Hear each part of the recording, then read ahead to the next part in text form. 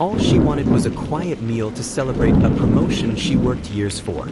But instead, she was humiliated, told she didn't belong here. They laughed. They whispered. They turned their backs. But they had no idea who she really was or what she was about to do next. Aaliyah Monroe had never been handed anything in life. Born and raised in Jackson, Mississippi, by a single mother who cleaned hotel rooms 6 days a week, Aaliyah learned early that black women had to fight harder, louder, and longer just to be heard, let alone seen. By 26, she had earned a master's degree in urban development and just landed a major role at a progressive nonprofit focused on rebuilding underserved communities in the South. She wasn't flashy. She wasn't loud. But her achievements? They spoke volumes. So when she walked into that upscale restaurant in downtown Jackson to celebrate her new title as Regional Development Director, she did so with quiet pride and a heart full of gratitude. She had called ahead, reserved a table for one, dressed modestly, a navy blue blazer, hair in a neat bun, pearl earrings her late grandmother gave her when she graduated college. She was not prepared for what would happen next. Aaliyah arrived 5 minutes early. The restaurant was elegant, crystal chandeliers, white tablecloths, jazz humming in the background. She had chosen this place carefully. It was known for its modern Southern cuisine, and more importantly, it was a place where movers and shakers in the city often dined. She walked in with a soft smile. The hostess, a young white woman with blonde curls, looked up, then down at Aaliyah's shoes. Her expression shifted subtly. "Name?" she asked curtly. "Aaliyah Monroe. I have a reservation for one at 6:30. The hostess clicked at her computer. Clicked again. "I don't see you in the system." Aaliyah took out her phone. "I called earlier and confirmed. I even got a text message." The hostess sighed, then called over a manager, an older white man with silver hair and a starched collar. He glanced at Aaliyah, then whispered something into the hostess's ear. That's when Aaliyah heard it. "Tell her we're full." Or, "Say we had a system error." The hostess returned, smiling. "I'm sorry, Ms. Monroe, but we had a glitch. Unfortunately, we don't have any available tables." Aaliyah looked around. At least 10 empty tables. "But I see open seats." The manager stepped in now. "Ma'am, we reserve the right to refuse service at our discretion. We'll have to ask you to leave." "Refuse service? For what reason?"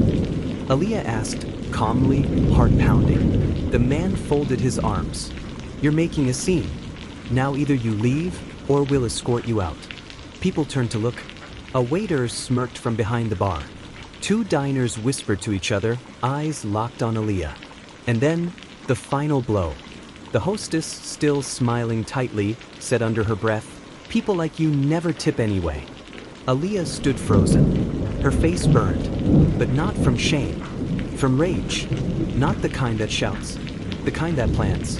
Aaliyah stepped back into the humid summer night, the restaurant's neon sign flickering behind her like a cold, blinking warning. Her hands trembled, not from fear, but from the fire growing inside. She pulled out her phone and started recording. Not the flashy, angry videos you see online. This was different. This was evidence. Evidence of something she knew all too well. The weight of being denied not because of what she did, but because of who she was. The video began with the hostess's dismissive smile, the manager's cold words, the empty tables all around. Aaliyah's voice was steady, almost quiet. "This happened to me tonight at one of the city's most prestigious restaurants. Denied service. No reason. No explanation." She tagged the restaurant's official social media. She didn't post it right away. She took the next 24 hours to prepare, to plan, because Aaliyah wasn't just going to let this go. She was going to make the city see. The next day, the video went viral. Thousands shared it. People commented with stories of their own. Hashtag Denied No More began trending. The restaurant was forced into damage control. The manager issued a cold, scripted apology. "We regret the misunderstanding." But the damage was done. But here's the twist. Aaliyah wasn't just an ordinary woman. She was a rising star in the city's civil rights law community. And she had a plan. the restaurant wasn't prepared for the legal storm coming. News of Aaliyah's courage spread like wildfire through the city streets. What began as a personal fight against injustice quickly became a rallying cry for a community long pushed to the margins. In neighborhood churches, the air was thick with prayer and resolve. Reverend James Carter stood before his congregation, his voice shaking but strong. We cannot stand idly by while our sisters and brothers are denied respect. This is a call to action, to fight, to rise, to reclaim our dignity. On street corners and in homes, families gathered around glowing screens, watching the clip of Aaliyah being denied service. Mothers held their children tightly, whispering words heavy with fear and hope. We've all faced this, but now we have a voice. We must be heard. Online, the movement exploded.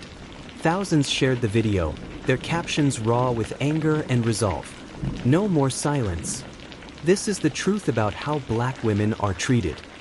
Justice for Aaliyah, we stand with you.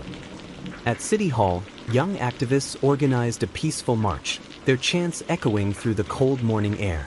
Justice now. Equality forever. Passers-by stopped to watch, some joining, their faces a mix of hope and pain. Local businesses posted signs in solidarity. Black Lives Matter. We refuse to look away. A restaurant owner said quietly, "It's time for change. We see the pain. We feel the anger. And we're with her."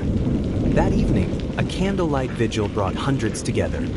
Flickering flames pierced the darkness, casting shadows on faces filled with tears and determination. Hands held tight. Voices whispered prayers and promises. The city had spoken, and their message was clear. No longer would they accept being ignored, denied, or erased. Aaliyah's fight was now their fight. Her courage, their call to action. Narrator, tone tightening with tension. As the city's voice grew louder, the local police department finally broke their silence. But their words only poured fuel on a raging fire. A stern-faced police chief appeared on camera, delivering a carefully scripted statement. "We respect every citizen's right to fair treatment. Our officers acted according to protocol during the incident involving Ms. Aaliyah Johnson. There was no racial bias or misconduct." But those words rang hollow to a community that had already lived the story 1,000 times over. The video, the witnesses, the anger, all told a different truth. Community leaders, activists, and civil rights lawyers rejected the police chief's statement. Reverend Carter responded, voice booming. "The truth is clear. This department has a history of ignoring the pain of Black citizens. We will not be silenced by hollow words and empty apologies." The police response was a trigger. It stirred long-buried wounds and reignited demands for accountability. The media picked up the story. Headlines flashed. "Black woman denied service sparks outrage." Calls for police reform grow louder. But just when the community feared this would become another story lost in the noise, an unexpected twist sent shockwaves through the city. Days later, Aaliyah revealed a secret she'd kept buried, a secret that changed the entire narrative. She stood before a crowd, her voice trembling but clear. "I am not just a victim of discrimination. I am also a survivor of police violence, a violence that shattered my family years ago." Years before this incident, Aaliyah's older brother, Marcus, had been wrongfully killed in a police shooting, a tragedy the department had swept under the rug. Gasps rippled through the crowd. Her fight was no longer just about a denied service. It was a fight for justice, for Marcus, for herself, for every family left broken by a system that refuses to see Black pain. The community, fueled by this raw, painful truth, rallied harder than ever.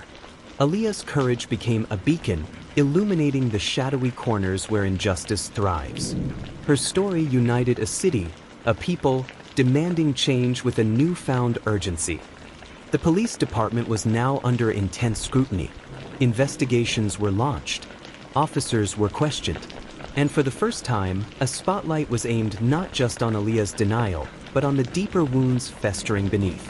In the face of denial and dismissal, one woman's truth tore through the silence, reminding us all that behind every headline, every protest, and every viral video, there is a human story aching to be heard. Aaliyah's bravery sparked more than protests. It sparked change. Local officials, pushed by relentless community pressure, promised reforms. Bias training for officers. Creation of an independent oversight committee. Review of past cases involving police violence. Though the wounds run deep, the city took its first steps toward healing, not because the system was perfect, but because the people refused to stay silent. Aaliyah and community leaders formed a coalition to support victims of discrimination and police violence. Their work continues every day. But this story, her story, is far from over. It's a reminder that justice requires persistence, courage, and the willingness to speak even when the world turns away. If Aaliyah's story moved you, share this video. Speak up for those who can't. Demand accountability. And remember, behind every statistic is a life, a family, a community fighting to be seen. Subscribe to Faces of Suffering for more stories that expose injustice and honor the strength of the human spirit. Because change starts when we refuse to look away.